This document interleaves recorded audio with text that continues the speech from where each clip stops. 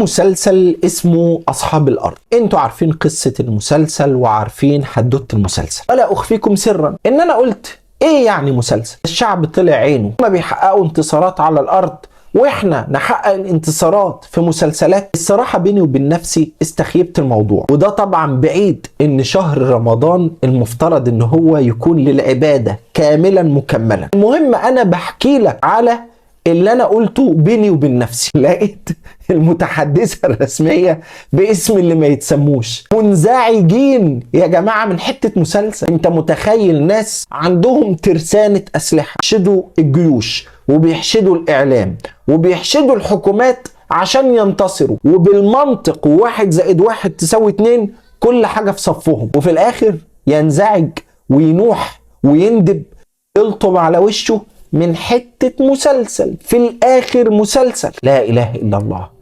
ما أضعف أهل الباطل وما أقوى أهل الحق. صاحب الباطل عارف إنه على باطل، صاحب الباطل يهتز من أقل شيء. أنت متخيل إن مسلسل متضايقين منه وعامل فيهم كده. صدق الله عز وجل إذ قال وكان حقا علينا نصر المؤمنين. النهاردة بنهزمكم في ساحة المسلسلات، في ساحة الإعلام، في ساحة عدم تزييف التاريخ، لأن انتوا اللي بتزيفوا التاريخ وإحنا اللي بننقل التاريخ الحقيقي. بكرة بإذن الله، وهذا وعد الله لنا حق، بكرة بإذن الله سنهزمكم في أرض المعارك. بكرة بإذن الله سننتصر. هذا هو قول الله وعهد الله لنا. قال الله عز وجل وكان حقا علينا نصر المؤمنين.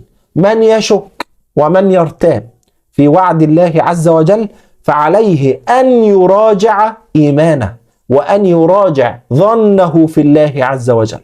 الله عز وجل قال أنا عند ظن عبدي بي ونحن مؤمنون ونظن بالله عز وجل كل الخير. نظن أن الله عز وجل سينصر من ينصره، فالله عز وجل ينتظر منا أن ننصره لينصرنا. وبوادر النصر بانت حتى ولو كانت من بعيد. أيوة، بوادر النصر بانت. الأمة اجتمعت على هذا الأمر. شعوب الدنيا بأسرها، سيبك من الحكومات، شعوب الدنيا بأسرها وقفت ورا القضية ونصرت القضية واقتنعوا بالقضية وعرفوا مين الظالم ومين المظلوم، من الذي يبطش ومن الذي يبطش به، من الذي يفجر، من الطاغية ومن المستضعف في الأرض. وكان حقا علينا نصر المؤمنين.